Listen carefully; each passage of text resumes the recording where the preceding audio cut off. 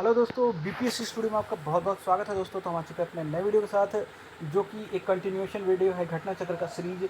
इसके पहले जो दो वीडियो इसकी आ चुकी है, जो कि बीपीएससी प्रीलिम्स के रिस्पेक्ट में बेहद ही इंपॉर्टेंट है। बीपीएससी में जितने भी प्रीवियस ईयर के क्वेश्चन हैं यहाँ पर सब्जेक्ट वाइज कराए गए हैं, जो कि आपको एक ब्रॉड आइडिया देगा एक सब्जेक्ट में कैसे कैसे क्वेश्चन आ रहे हैं। टॉपिक में अगर देखा जाए, सब्जेक्ट में घुसते हैं तो जो टॉपिक है, जैसे अभी हम लोगों ने स्टार्ट किया हिस्ट्री वाले टॉपिक में, तो वहाँ पे एंशिएंट से कैसे कैसे क्वेश्चन बन रहे हैं वो सारे आपको यहाँ पे आइडिया मिलेगा। पॉलिटी से कैसे क्वेश्चन बन रहे हैं, ज्योग्राफी से कैसे क्वेश्चन बन रहे हैं, तो टॉपिक वाइज आपको एक ब्रॉड आइडिया मिलेगा। अगर आप चैनल पर नए हैं तो कृपया करके सब्सक्राइब जरूर से जरूर कर लें, बेल आइकन दबा लें, ताकि जो भी नोटिफिकेशन है वो आपको टाइम टू टाइम मिलती रहेंगी। और इसके साथ ही एक बीपीएससी का कोर्स भी आपको स्टार्ट किया गया है बिहार स्पेशल के रिस्पेक्ट में, तो उसकी एक वीडियो आई हुई है, अब वो भी कंटिन्यू हो जाएगा। तो आप चैनल पर नए हैं तो कृपया करके सब्सक्राइब जरूर से जरूर कर लें, शेयर करें, लाइक ज़रूर करें। और जो भी आपको यहाँ पर सजेशन वगैरह देना है तो कमेंट बॉक्स में ज़रूर से ज़रूर बताएं, ठीक है दोस्तों। अगर अगर और इन सारी चीज़ों की पीडीएफ आपको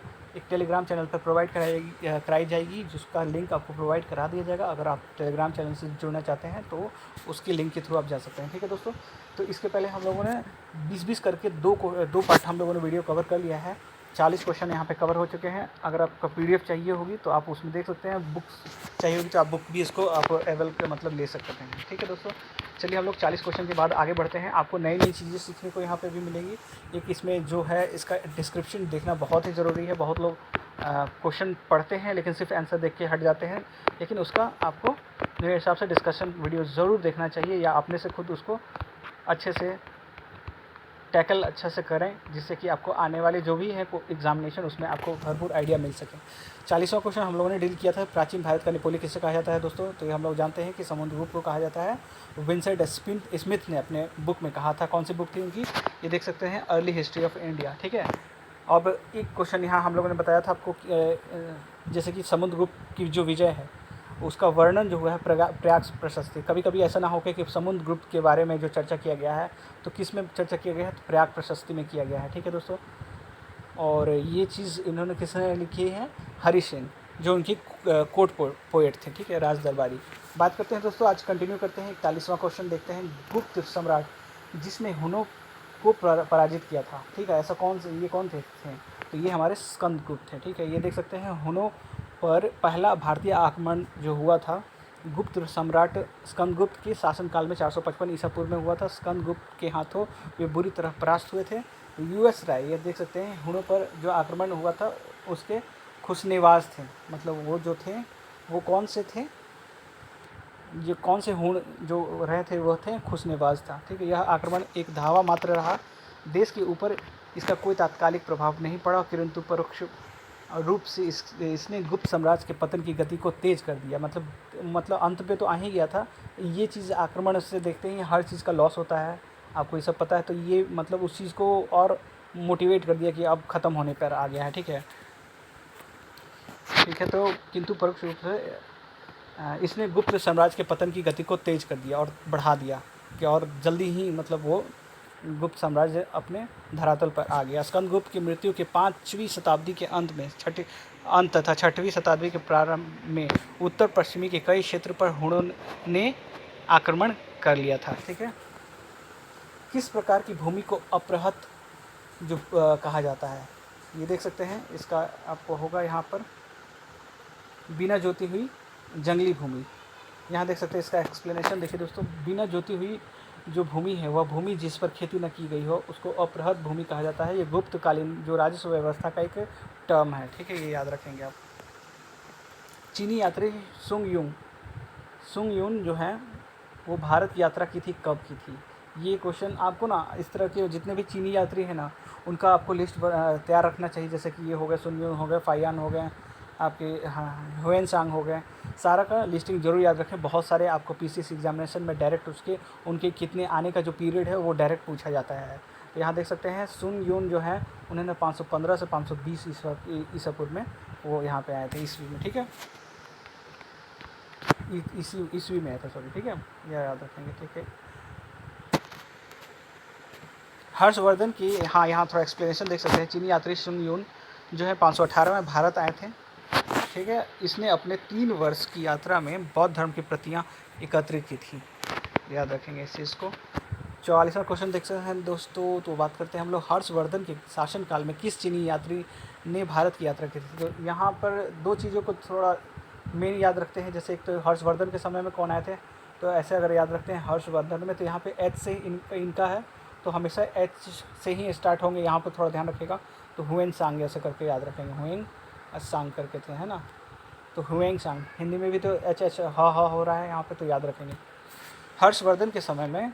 और एक क्वेश्चन और क्या बनता है, फाहियान के लिए पूछा जाता है, ठीक है, फाहियान के लिए। तो ये कहाँ पे, ये चंद्रगुप्त द्वितीय उनके शासनकाल में आए हुए थे, ठीक है। चलिए याद, अब ये देख सकते हैं हर्षवर्धन के समय की सर्व प्रमुख घटना चीनी यात्री ह्वेनसांग के भारत आगमन की है। उसकी उत्कृष्ट अभिलाषा महात्मा बुद्ध के चरण चिन्हों द्वारा पवित्र किए स्थानों को देखना और पवित्र बौद्ध ग्रंथ जो हैं उनका अध्ययन करने की थी, ठीक है, जो उन दिनों में भारत में सुलभ थे। इस उद्देश्य की पूर्ति हेतु उसने तांग शासक की राजधानी चंगन जो है से भारतवर्ष के लिए 629 ईसा पूर्व ईस्वी में प्रस्थान किया। अपनी भारत यात्रा के ऊपर उसने एक ग्रंथ लिखा जिसको सी यू की कहा जाता है। तो बुक भी थोड़ा आप मेंशन करके आप याद रख सकते हैं, ठीक है, कि कौन सी बुक जो ह्वेनसांग ने लिखी है वो है सी यू की याद रखेंगे। कल्हन की पुस्तक जो है वो है राजतरंगिणी, आपको पता होगा, ठीक है। एक सेकेंड, यहाँ देखिए राजतरंगिणी। तो इसका इतिहास इसमें क्या है, कश्मीर का इतिहास इसमें लिखा गया है। इस ग्रंथ की रचना जो है जयसिंह जो है उनके काल में पूर्ण किया गया है। चंद्रगुप्त मौर्य के प्रधानमंत्री चाणक्य ने राजनीति शास्त्र पर प्रसिद्ध ग्रंथ अर्थशास्त्र जो लिखा हुआ है। हाँ, ये क्वेश्चन भी आता है कि जो ये अर्थशास्त्र है ये मतलब किस पर बेस्ड है। ये जो बुक लिखी गई है चंद्रगुप्त मौर्य के द्वारा, ये क्या नाम है, चाणक्य के द्वारा, तो ये किस पर बेस्ड है, तो ये है राजनीति शास्त्र, आप पॉलिटी से, क्योंकि अर्थशास्त्र लगता है कि इकोनॉमी से है, लेकिन नहीं, इसमें मिक्सचर है अगर देखा जाए, लेकिन पॉलिटी के बारे में ज़्यादा चर्चा है, ठीक है। तो कभी कभी ऑप्शन में अगर पॉलिटी दिया है तो आप यही मारेंगे, और दोनों दिया है तो दोनों को आप लगा सकते हैं, ठीक है दोस्तों। अब बात करते हैं हम लोग 46 क्वेश्चन। ये क्वेश्चन तो आपने अगर मेंस पढ़ा है तो आपको आइडिया होगा कि उदयपुर जो है शिक्षा केंद्र जो निम्नलिखित में से किस राज्य में है, तो ये तो बिहार में ही है, ठीक है। तो इसकी स्थापना किसने की और कौन इसका अंत किया, ये सब चीज़ आपको ध्यान रखना होगा। तो आपको बिहार में हो गई ये, तो ठीक है। उदयपुरी जिसे उदनापुर भी कहा जाता है। देखिए कुछ नई चीज़ें आपको भी सीखने को मिलेंगी। उदनापुर भी कहा जाता है, प्राचीन काल में एक प्रमुख शिक्षा का केंद्र रहा था। और उदयपुर इनका जो है ना, जो इसको डेवलप करवाए थे, जो इसको बिल्ड कराए थे, वो थे गोपाल, ठीक है, पाल डायनेस्टी के। चलिए बात करते हैं कर्नाट वंश। ये देखिए 2 बार इससे क्वेश्चन आया है, इसके संस्थापक कौन है और इसके लास्ट वाले राजा कौन रहे हैं, ठीक है। कर्नाट वंश की स्थापना कौन था, जो संस्थापक था वो कौन था, तो ये थे कर्नाट वंश के नान्यादेव, ठीक है। 1097-98 ईसा पूर्व में उन्होंने बनाया था, मतलब इसकी स्थापना की थी। वे एक महान योद्धा थे। नान्यादेव ने कर्नाटक की राजधानी सिमरावगढ़ को बनाया था। कर्नाट वंश का शासन जो हुआ था कब से, 1097 से लेकर 1325 तक चला था। मिथिला का स्वर्ण युग भी इसे कहा जाता है, ठीक है। कर्नाट वंश का अंतिम जो शासक थे वो कौन थे, हरि सिंह थे। ये देख सकते हैं अपना 60 से 62वें में भी आया है, यहीं पे उनके संस्थापक कौन है, 60-62वीं 2016। एक सेकंड, कहाँ गया, नीचे आ गया, सॉरी। हाँ, यहाँ देख सकते हैं कर्नाट वंश का अंतिम शासक कौन था, तो हरि सिंह थे, ये याद रखेंगे। ये कला और साहित्य के महान संरक्षक थे। इन्होंने पंजी व्यवस्था की शुरुआत की थी। किस काल में अछूत की अवधारणा स्पष्ट रूप से उद्धृत हुई थी। जो पहली बार मतलब जो अछूत का जो कॉन्सेप्ट है वो कैसे आया था, ये किस काल से आया था, ये आप देख सकते हैं। तो धर्मशास्त्र जो है ना, यहाँ देख सकते हैं, ऋग वैदिक काल हो गया, उत्तर वैदिक काल हो गया, उत्तर गुप्त काल हो गया। ऑप्शन के अनुसार तो ये सब तो छाट ही सकते हैं आप। यहाँ देख सकते हैं, ये है धर्मशास्त्र के अनुसार। धर्मशास्त्र के समय 4 वर्ण ब्राह्मण, क्षत्रिय, वैश्य, शूद्र के अतिरिक्त समाज में अन्य अनेक जातियाँ यथा, इसमें देख सकते हैं जो जातियाँ ऐसा करके किया गया है। अब यहाँ देख सकते हैं अनुलोम और प्रतिलोम विवाहों का फलस्वरूप हो गया। पाणिनि ने 2 प्रकार के शूद्रों का उल्लेख किया है, जिसमें निर्वसित एवं अनिर्वसित, इनमें पहले प्रकार के शूद्र ही अस्पृश्ट माने जाते थे। तो ये किसमें बात हुआ था? धर्मशास्त्र के समय, ठीक है। ये 39वीं बीपीएससी में पूछा गया क्वेश्चन है। बात करते हैं ये 39वें दिन, 49वां, ठीक है, 49। अब बात करते हैं 50वां में, देखते हैं कनिष्क के शासनकाल में बौद्ध जो सभा हुई थी किस नगर में आयोजित की गई थी? तो आपको ये क्वेश्चन आपको याद रखना होगा कि ये हुआ था, ये कश्मीर के कुंडल वन में हुआ था ना, कश्मीर में हुआ था ये। इसको तो आप शॉर्ट ट्रिक से भी ध्यान में होगा ही आपको, ये कहीं तो मैंने भी पढ़ा था, राजा महाराजा आजा वैश्या शब का काल है, पटाओ मत आशिक कुंवर जी कंगाल है, इस तरह का आपको ध्यान होगा। तो राजा महाराजा आजा, ठीक है, इस तरह आपको ध्यान होगा। जैसा मैंने बोला, एक बार फिर से आप रिपीट करके उसको सुन लेंगे। राजा महाराजा आजा वैश्या शब का काल है, पटाओ मत आशिक कुंवर जी कंगाल है। तो एक राजा महाराजा आजा, ये पहला हो गया, राजा महाराजा आजा। वैश्य सबका काल है, वैशाली वाला हो गया, ये दूसरा वाला हो गया। सबका काल है, पटाओ मत आशिक, तो पटाओ मतलब पाटलिपुत्र हो गया। आप अपने से सेट कर लेंगे, आपने वो चारों देख कर समझ में आ जाएगा। पटाओ मत आशिक, तो मत का मोगलीपुतिस, आशिक अशोक, ठीक है। कुंवर जी कंगाल है, कुंवर जी, कुंडल वन, यही है कश्मीर, ठीक है। चौथा वाला कुंवर जी कंगाल है, तो जी को यहाँ पे वसुमित्र जी से किया गया है, ठीक है। कुंवर जी कंगाल हैं, तो कंगाल से कनिष्क, ठीक है। तो ये चौथा वाला हो जाते हैं, तो कनिष्क ही चौथे वाले में थे। तो आपको वो उन चारों को अगर याद रहेगा, बहुत लोगों को तो याद भी होगा इस तरह का, तो उस तरह देख सकते हैं। अगर जिनको नहीं याद है तो एक बार रिपीट करके या लिख के आप याद कर सकते हैं, ठीक है दोस्तों। तो ये कश्मीर वाला, तो इससे बहुत सारे क्वेश्चन आपको दिख जाएंगे, डायरेक्ट चारों आपको याद आ जाएगा, ठीक है। आप वहाँ पे एरा भी लिख सकते हैं कैसे कैसे हुआ है। हाँ, तो एक चीज़ ये भी कि जैसे गौतम बुद्ध की जो मृत्यु हुई थी ना, तो सबसे पहला जो उनका स्टार्ट हुआ था बौद्ध समिति, वो पहला ही वही हुआ, ये पहला जो स्टार्ट हुआ राजा महाराजा आजा, मतलब कि राजगीर वाला जो पहला हुआ ना, उनकी मृत्यु के बाद ही हुआ। तो ये भी क्वेश्चन आया हुआ है। तो पहला तो ये हो गया कनिष्क के जो शासनकाल में है, ये 47वीं बीपीएससी में हुआ। बौद्ध धर्म की चौथी व अंतिम संगीति सभा जो है कुषाण शासक कनिष्क के राज्यकाल में कश्मीर के कुंडल वन में हुई थी। इसकी अध्यक्षता किसने की थी? तो वसुमित्र, जैसे अभी हम लोगों ने बताया। पटाओ मत आशिक, कुंवर जी कंगाल हैं, तो कुंवर जी हो गए आपके, कुंवर जी कंगाल हैं, ये देखिए, कुंवर से हो गया कुंडल वन, और जी से हो गया वसुमित्र जी, कंगाल से हो गया कनिष्क। ये देखिए, अश्वघोष इसके अध्यक्ष थे, उपाध्यक्ष थे, सॉरी। यहाँ बौद्ध जो ग्रंथों के कठिन अंशों पर सम्यक विचार किया गया और प्रत्येक पिटक पर भाष्य लिखे गए। कनिष्क ने इन्हें ताम्र पात्रों पर खुदवा कर एक स्तूप में रखवा दिया। त्रिपिटक में लिखे गए इन्हीं भाष्यों को विभाषा शास्त्र कहा जाता है। उल्लेखनीय है कि प्रथम बौद्ध संगीति जो बुद्ध की मृत्यु के तत्काल बाद जो हुआ था, वो राजगृह, जैसा भी हम लोगों ने बताया, राजा महाराजा, तो राज से राजा, राजगीर, उसको राजगृह भी बोलते हैं थे, ठीक है। राजगीर की सप्तपर्णी गुफा में हुई थी। ये चीज़ देख सकते हैं कि किस गुफा में हुई थी। एक क्वेश्चन यहाँ से आपका ध्यान दे सकते हैं, ये चीज़ क्वेश्चन आ सकता है। अगर आया तो सप्तपर्णी गुफा आपको ध्यान रहेगा पहला वाला में। इस समय मगध का शासक कौन था? अजातशत्रु, राजा महाराजा आजा, आजा से अजातशत्रु। कौन शासक रहा है? लास्ट वाला जो है ना, राजा महाराजा आजा, यहाँ वाला जो आजा वाला है, इस वाला जो कॉलम जो तैयार होगा आपका, वो हो रहा है शासक का। बीच वाला जो हो रहा है वो आपके हो जाएंगे कौन? अध्यक्ष रहे हैं। और जो सबसे पहले वाला जो हो रहा है राजा, राजगीर, तो कौन सा वो स्थान रहा है, वो चीज़ ध्यान रखेंगे। इसकी अध्यक्षता जो किसने की थी? राजा महाराजा आजा, महाराजा महाकश्यप ने की थी। और द्वितीय बौद्ध संगीति की बात करते हैं तो कालाशोक, ठीक है, नींग के शासनकाल में बुद्ध की मृत्यु के लगभग 100 वर्षों के बाद, ठीक है, वैशाली में हुई थी। वैश्य शब का काल है, अध्यक्ष कौन है? सबकामी, ठीक है, सबकामी।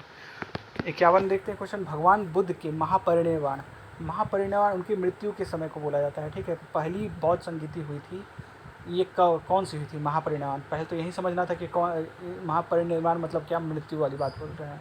तो इसके जस्ट बाद में कौन हुआ था पहला वाला? तो ये हुआ था राजगीर में, राजा महाराजा आजा, ठीक है। अब उसी से रिलेटेड जो पूछता आपको है, ये 64वीं प्री में ही क्वेश्चन ये आया हुआ है।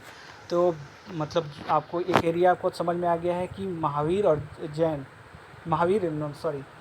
और बुद्ध, ये दोनों आपको ध्यान रखे होंगे, अच्छे से इसको थोड़ा तैयार करके रखेंगे। बुद्ध के जीवन के 4 महत्वपूर्ण जो घटनाएं हैं, तो ये भी आपको ध्यान रखना होगा, जैसे कि जन्म, ज्ञान प्राप्ति, प्रथम वचन और निधन, ठीक है। ये देख सकते हैं। तो ये कहाँ कहाँ हुआ तो आपको पता ही होगा। ये लुम्बिनी में उनका जन्म हुआ था। ये देखिए पहला का तीसरा हो गया। ज्ञान प्राप्ति जो हुई थी इनको बोध गया में हुई थी। पहला जो प्रवचन दिया था उन्होंने सारनाथ में दिया था और निधन उनका हुआ था कुशीनगर यूपी में, ठीक है। और सारनाथ भी यूपी में ही है। लुम्बिनी आपको नेपाल में हो गया, बोध गया आपको बिहार में हो गया। तो ये आपने देख लिया। चलिए इसको तो आप जानते ही हैं। सारनाथ को ऋषिपत्तन भी बोलते हैं।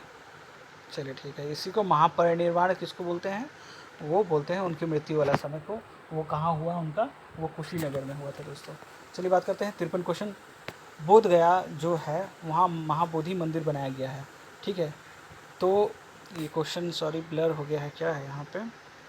गौतम बुद्ध के, हाँ, जब महाबोधि मंदिर बनाया गया है वहाँ क्या उनको हुआ था? गौतम बुद्ध पैदा हुए थे, गौतम बुद्ध को ज्ञान प्राप्ति हुई थी। तो यहाँ तो आपको पता ही है बोध गया में ही उनको ज्ञान की प्राप्ति हुई थी। तो ये क्वेश्चन हो गया। यहाँ से आप देख सकते हैं बोध गया में 6 वर्षों की साधना के पश्चात 35 वर्ष की आयु में उनको, अच्छा एक चीज़ आप थोड़ा सा अगर कॉन्सेप्ट लगाएंगे तो आपको ध्यान आएगा कि ये जैसे कि 35 साल की आयु में इनको हुआ था, ठीक है। 12 वर्ष तक साधना करने के बाद, एक सेकंड, 6 है 35 42 12 6 सॉरी, चलिए उसका बताते हैं बाद में। फिर बोध गया में 6 वर्षों की साधना के पश्चात 35 वर्ष की आयु में महात्मा बुद्ध को वैशाख पूर्णिमा की रात को, ये चीज़ थोड़ा सा ध्यान रखेंगे। जो यहाँ पे एक्सप्लेनेशन जो दिया गया है ना उस पर खासा ध्यान रखेंगे। एक पीपल के पेड़ के नीचे ज्ञान की प्राप्ति हुई थी। एक क्वेश्चन हम लोगों ने पहले डिस्कस किया पहले वाले वीडियो में कि जो पेड़ जो वहाँ का है पीपल का वृक्ष, वो मतलब शताब्दी कितनी पीढ़ी का है वो? तो अभी 5 पीढ़ी का पे है वो, ठीक है। अलेक्जेंडर कनिंगम ने उन्हें बनवाया था। आप पिछले वाले वीडियो में जाके देख सकते हैं कैसा कैसा है, ठीक है। इस स्थल पर मंदिर का निर्माण सम्राट अशोक की तीसरी शताब्दी में BC में प्रारंभ किया, ठीक है। परंतु इसका वर्तमान स्वरूप 5वीं और 6ठी शताब्दी में निर्मित हुआ। यह मंदिर पूरी तरह ईंटों से निर्मित है। 2002 में, देखिए 2002 में ये क्वेश्चन भी पूछा गया है। एक तो पूछा गया है कि वर्ल्ड जो है ये यूनेस्को साइट जो है जो बिहार में जो था, एक तो ये आपके हो गए ना, तो इनको कब मिला था, कि ये किस चीज़ की बात हो रहा है? इस मंदिर की बात हो रही है, ठीक है। महाबोधि टेम्पल जो है इसका जो पूरा एरिया है देख सकते हैं। बोध गया में महाबोधि मंदिर जो है इसको जो वर्ल्ड हेरिटेज साइट का जो दर्जा मिला 2002 में मिला। ये क्वेश्चन भी शायद आया हुआ है, ठीक है, आपको आगे मिलेगा। ठीक, गौतम बुद्ध को एक देवता का स्थान किस राजा ने दिया था? ये भी क्वेश्चन बेहद इंपॉर्टेंट है, देख सकते हैं। ये 44वां BPSC जो है उसमें आया हुआ था। तो ये है कनिष्क। देखिए कनिष्क के शासनकाल में चतुर्थ जो बौद्ध संघ थी जो लास्ट वाली हुई थी उसमें हीनयान और महायान को अलग अलग बांट दिया गया, ठीक है। देखिए हीनयान और महायान में बटा। तो ये भी क्वेश्चन बनता है कि हीनयान और महायान किस बौद्ध संगति में टूटे थे? तो चतुर्थ वाले में, ठीक है। लास्ट वाला जो रहा है उसमें 2 स्पष्ट एवं स्वतंत्र संप्रदाय में विभक्त हो गया। ये जो हीनयान है और महायान है अलग अलग टाइप में ये बट गए, सॉरी, हाँ ये ठीक है। महायान शाखा में बुद्ध को देवता माना गया। यहीं पे ये क्वेश्चन भी आपको आता है कि महायान सेक्ट जो होता है उसमें किसको मतलब देवता माना जाता है, किसमें देवता नहीं माना गया है, पूजा भी करते हैं इसमें, ठीक है। तो महायान जो सेक्ट है उसमें उनको देवता माना गया है और उसमें उनकी पूजा की जाती है। इसके साथ अनेक बोधिसत्व की भी पूजा प्रारंभ हुई। याद रखेंगे कनिष्क के समय में, ठीक है। लास्ट वाले जो बौद्ध संगति हुई उसी में हीनयान और महायान में वो विभाजित हुआ। ईसा पूर्व 6ठी शताब्दी में विश्व का प्रथम गणतंत्रात्मक व्यवस्था कहाँ शुरुआत हुई है? तो हम लोगों ने डिस्कस किया, वो पहले भी आया हुआ है। तो ये वैशाली में हुई थी, ठीक है। वैशाली में हुई थी वस्तुतः 6ठी शताब्दी में जहाँ महाजनपदों में राजतंत्रात्मक व्यवस्था थी, वहीं वज्जी और मल नामक 2 राज्यों में, ये थोड़ा सा देख सकते हैं ये 2 चीज़ें, वज्जी तथा मल 2 राज्यों में गणतंत्रात्मक शासन व्यवस्था प्रचलित थी। वज्जी 8 राज्यों में से मतलब संघ था, 8 राज्यों का एक संघ था जिसमें वैशाली के लिच्छवी सर्वाधिक शक्तिशाली थे, ठीक है। ये कहाँ, ये भी पूछा जा सकता है कि कौन से? तो ये लिच्छवी वाले जो राजा थे वहाँ पे वो वैशाली में इस्टेब्लिश कराए थे। और यहाँ पर देख सकते हैं 2 जगह की बात कर रहा है, वज्जी संघ और मल नामक 2 राज्यों में गणतंत्रात्मक जो है वो शासन की व्यवस्था शुरुआत की गई थी। मुगल चित्रकला जो है किसके नेतृत्व में अपने शीर्ष बिंदु पर थी? हाँ ये क्वेश्चन आया हुआ है, ये देख सकते हैं। मुग़ल जो चित्रकला हुई है वो किसके समय में थी, तो ये आप जान सकते हैं, ये तो बहुत ही हाईलाइटेड क्वेश्चन है। जहांगीर के समय में, ठीक है। मुग़ल चित्रकला जहांगीर के काल में अपने शिखर पर पहुंची। जहांगीर चित्रकला में बहुत कुशल पारखी थे। इनको ये भी कहा जाता है कि वो उनको जो भी पेंटर उनके समय थे उनमें आपको 3-4 चीज़ अगर सबकी क्वालिटी है तो एक पेंटिंग में अगर 3-4 लोग उसमें बनाए हुए हैं तो सारे को हम अलग अलग करके बता सकते थे ये किसने बनाया है, ये किसने बनाया है। तो इतने तक थे। यहाँ देख सकते हैं यहाँ पर जहांगीर का दावा था कि वह किसी भी चित्र में विभिन्न चित्रकारों के अलग अलग योगदान को पहचान सकता था। शिकार, युद्ध तथा राज दरबार के दृश्यों को चित्रित करने के अलावा जहांगीर के काल में मनुष्य और जानवरों के चित्र को बनाने की कला विशेष प्रगति हुई। यहाँ देख सकते हैं अबुल हसन जो है जहांगीर के सिंहासन रोहन जो हुआ था उनका, ठीक है, गद्दी पर जो बैठे थे, तो उसका एक चित्र बनाया था जिसने जहांगीर ने अपनी आत्मकथा तुझके जहांगीरी के मुख्य पृष्ठ पर लगा दिया गया। ठीक है, एक ये क्वेश्चन भी इम्पॉर्टेंट है। तो आपको अबुल हसन का नाम याद रखना चाहिए कि ये कौन थे। तो जहांगीर के उनके समय में एक पेंटर हुए हैं जहांगीर के, जिन्होंने ही उनके जो सिंहासन रोहन जो हुआ था उनका, उसमें जहांगीर ने आत्मकथा जो अपने लिखी है तुझके जहांगीरी, उसके मेन पृष्ठ पे लगा दिया था। ठीक है, इस प्रकार जहांगीर के काल में मुग़ल चित्रकला का स्वर्ण युग कहा जाता है। एक चीज़ ये हो गया। 16 महाजनपदों की जो है सूची उपलब्ध है, ये हम लोगों ने पहले भी डिस्कस किया हुआ है। तो आप जानते हैं अंगुरतया निकाय में इसमें किया गया है। बौद्ध ग्रंथ अंगुरतया निकाय में षोडश महाजनपदों की, हाँ ये देखिए बौद्ध में, अब इसको देखिए कैसे कैसे इसी में आपको मिल जाएगा, उपलब्ध हैं। इन्हें 16 महाजनपद कहा गया है। ये हैं अंग, मगध। इसमें आपको ये चीज़ इंपॉर्टेंट है कि सारी की आपको राजधानी याद रहनी चाहिए। ठीक है, मगध, काशी, कौशल, वज्जी, मल, चेदी, फिर बात करते हैं वत्स, कुरु, पांचाल, मत्स्य, सुरसेन, अस्मक, अवंती, गांधार और कम्बोज। ठीक है, एक सेकंड रुक जाइए।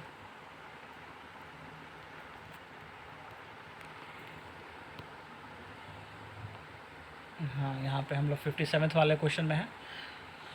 ठीक है, इतने के इनके सारे आपको उनकी राजधानियाँ याद कर लीजिएगा, ये इंपॉर्टेंट बनता है। यहाँ से क्वेश्चन आ जाते हैं हमेशा पीसीएस वगैरह एग्जामिनेशन में। एक ये क्वेश्चन हो गया। आइए, बौद्ध ग्रंथ है, सबसे पहले ये भी ध्यान रखिए कि किस में मेंशन हुआ है 16 महाजनपद के बारे में, तो वो है अंगुरतया निकाय में। और ये चीज़ है वो है एक बौद्ध ग्रंथ है। अगर ये चीज़ नहीं दिया रहता, यहाँ देखिए, तो इन सभी महाजनपदों में एक महाजनपद जो है अस्मक दक्षिण भारत में स्थित था। ठीक है, जन वसप सूत जो है उसमें केवल 12 राज्यों के ही नाम मिलते हैं। ठीक है, जैन ग्रंथ भगवती सूत्र में भी षोडश महाजनपद की सूची मिलती है, किंतु वहाँ नाम कुछ भिन्न है। ऑप्शन में अगर आपको वो नहीं मिलता तो आपको ये भगवती सूत्र मिल सकता था, जो कि एक जैन ग्रंथ है। तो आपको दो चीज़ें ध्यान रखनी है। अगर आपसे पूछा कि 16 महाजनपदों के बारे में पूछा जो मेंशन्ड है वो किस में है, एक हो गया बुद्ध वाले जो है टेक्स्ट में, जो कि है अंगुरतया निकाय में मेंशन्ड है एक तो। ठीक है, और दूसरा हो गया जैन जो ग्रंथ है उसमें भगवती सूत्र में है, लेकिन यहाँ में नाम अलग अलग बताए गए हैं। नालंदा विश्वविद्यालय की जो है स्थापना का युग बताइए, ये किसके युग में हुआ था, तो आपको पता होगा गुप्त के समय में, आपको पता ही है, कुमारगुप्त वन। नालंदा एक विख्यात जो है बौद्ध पीठ और विश्वविद्यालय था। यह दक्षिण भारत में राजगीर के निकट स्थित है। इसके ध्वंसावेश बड़ा गांव ग्राम है उसके दूर में आज भी बिखरे पड़े हैं। इसको कौन नष्ट कराया था?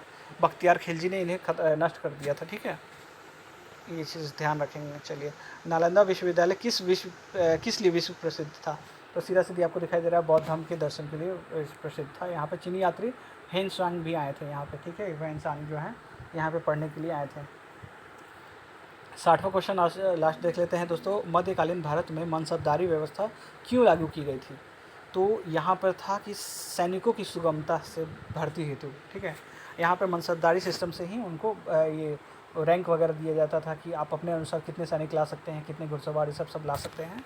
तो उसी के अनुसार यहाँ पे मेंशन था। मनसबदारी व्यवस्था एक विशिष्ट प्रशासनिक व्यवस्था थी जिसका प्रचलन मुग़ल शासक अकबर के द्वारा स्टार्ट किया गया था। मनसबदारी जो था, मनसब के द्वारा जो तीन बातों का निर्धारण किया जाता था होती थी। इसमें कौन कौन सी बातें थी?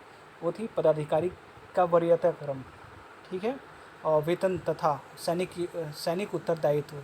सैनिक उत्तरदायित्व में मनसबदार को अपने मनसब के अनुसार सैनिक को रखना, ये देख सकते हैं। इस व्यवस्था से ये क्वेश्चन इंपॉर्टेंट इसमें है कि आपको ये ऑप्शनल में भी क्वेश्चन आ जाता है, ठीक है।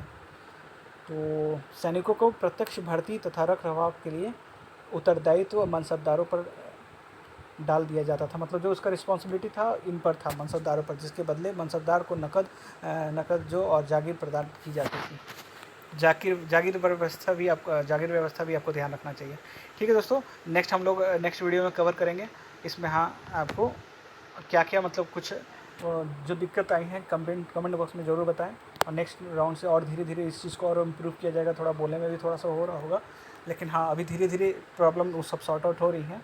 अगर कुछ भी डिस्कशन और कुछ भी सजेशन आपको देना है तो कृपया करके कमेंट बॉक्स में ज़रूर बताएं। और कुछ इम्पॉर्टेंट जो क्वेश्चन बनते हैं, आपके हिसाब से भी लगता है कि कुछ इम्पॉर्टेंट, आप अपने लेवल पे भी कुछ क्वेश्चन को डिस्कस कर सकते हैं, नीचे मेंशन कर सकते हैं, ठीक है दोस्तों। चैनल पर नए हैं तो बिल्कुल सब्सक्राइब जरूर कर लें। ये कंटिन्यू वीडियो रहेगा, आपको जल्द से जल्द इसको कवर कराया जाएगा, और बेहद ही इम्पॉर्टेंट है। इसके आसपास के आने वाले और भी हैं जो क्वेश्चंस होंगे, वो एक्सपेक्टेड क्वेश्चन भी आपके इसके रिस्पेक्ट में कराए जाएंगे इसके बाद, ठीक है दोस्तों। ठीक है, thank you for watching. Channel के साथ बने रहें, जुड़े रहें BPSC स्टूडियो के साथ। Thank you.